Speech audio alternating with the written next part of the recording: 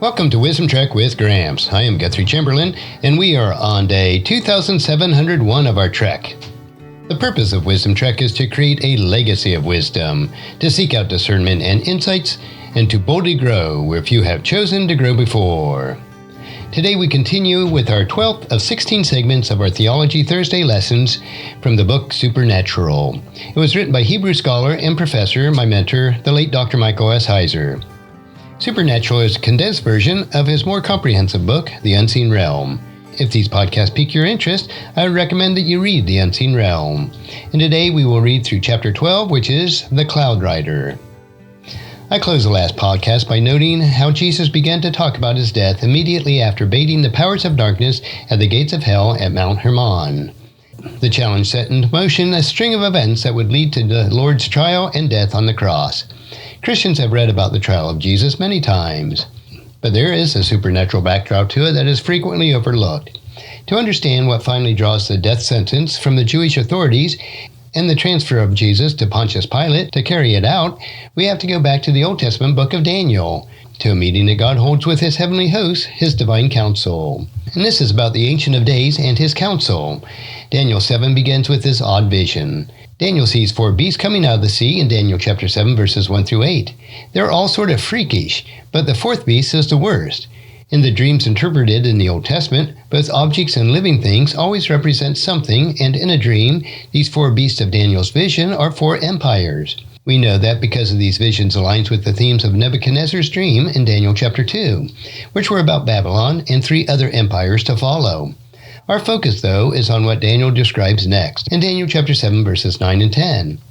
As I looked, the thrones were placed, and the Ancient of Days took his seat. His clothing was as white as snow, and the hair on his head was like pure wool. His throne was fiery flames. Its wheels were burning fire. A stream of fire issued and came out from before him, and thousands upon thousands served him, and 10,000 times 10,000 stood before him. The court sat in judgment, and the books were opened. We know that the Ancient of Days is the God of Israel. And it's pretty easy to determine, especially if we compare the descriptions of his throne with Ezekiel's vision of God's throne in Ezekiel chapter 1. The fire, the wheels, and the human form on the throne in that vision is the same as it is in Daniel's. But did you notice there isn't just one throne? There are a number of thrones in Daniel's vision in Daniel chapter 7 verse 9. Enough for the divine court, that is God's council, in Daniel chapter 7 verse 10. The heavenly courts meets to decide the fate of the beasts, the empires in this vision. It is decided that the 4th beast must be killed and the other beasts rendered powerless. Daniel 7 verses 11 and 12. They will be displaced by another king and kingdom, and that's where things become even more interesting, because we see the Son of Man who comes on the clouds. Daniel continues narrating his vision in verses 13 and 14. I saw in the night visions, and behold, with the clouds of heaven there came one like the Son of Man. And he came to the Ancient of Days, and he was presented before him. And to him was given dominion and glory and the kingdom, that all peoples, nations, and languages should serve him. His dominion is an everlasting dominion, which shall not pass away, and his kingdom is one that shall not be destroyed.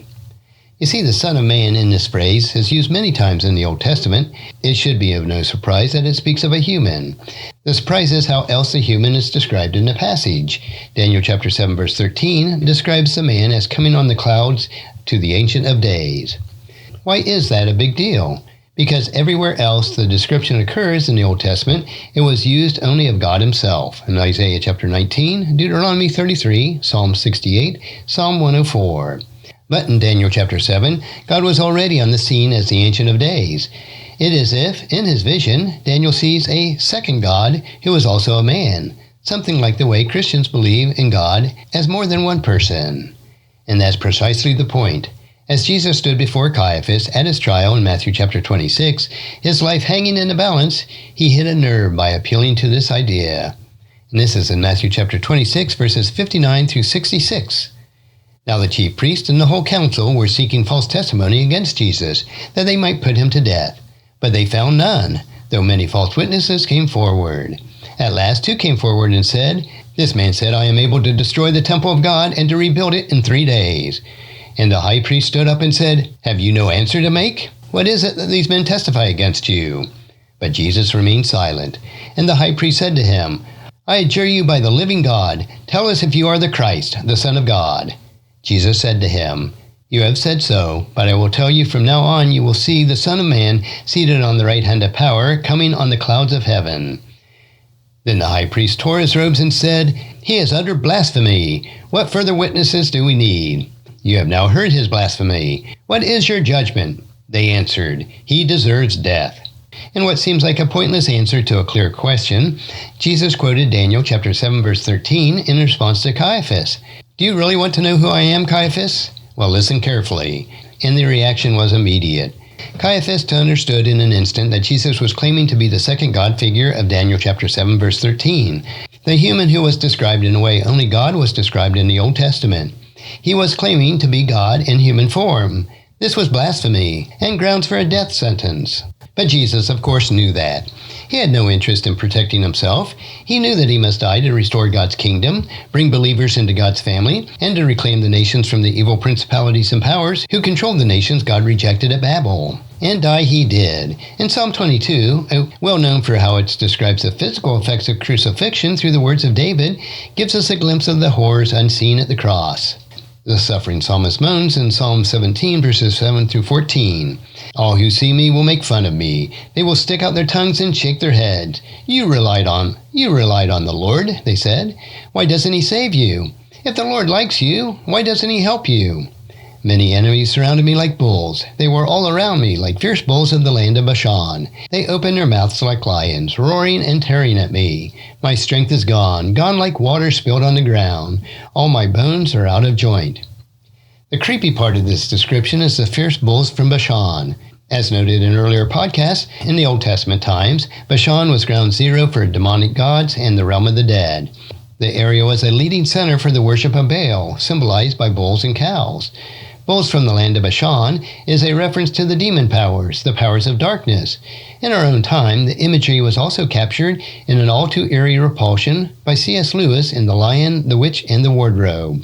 No one who has read those books or seen the movie can forget Aslan humbly surrendering his life to the delighted hordes of the White Witch on the stone tablet.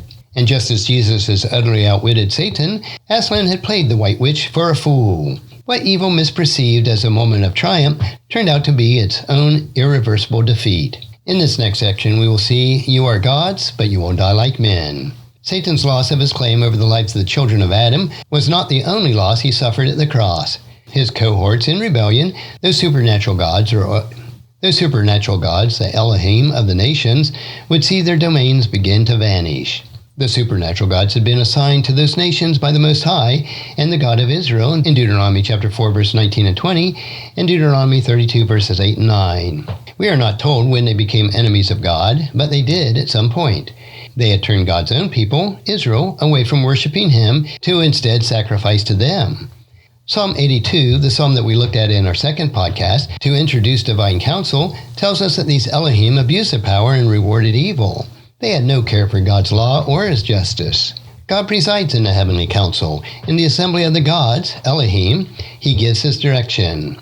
You must stop judging unjustly. You must no longer be partial to the wicked. Defend the rights of the poor and the orphans. Be fair to the needy and the helpless. Rescue them from the power of evil people. How arrogant are you? How stupid! You are completely corrupt, and justice has disappeared from the world. And that's from Psalm 82, verses 1 through 5. The rest of the psalm tells us that God had called a heavenly council meeting to tell the gods that their future was bleak. Their reigns of terror would end when God decided to reclaim the nations. Let's go on to Psalm 82, verses 6 through 8. You are gods, I said. All of you are the children of the Most High, but you will die like mortals. Your life will end like any of the prince. Come, O God, and rule the world. All the nations are yours. When would God decide to reclaim the nations? We read the answer earlier in Daniel chapter 7, verse 14. He was given authority, honor, and royal power so that the people of all nations, races, and language would serve him. His authority would last forever, and his kingdom would never end. So this message in Daniel chapter 7, verses 13 and 14 is clear.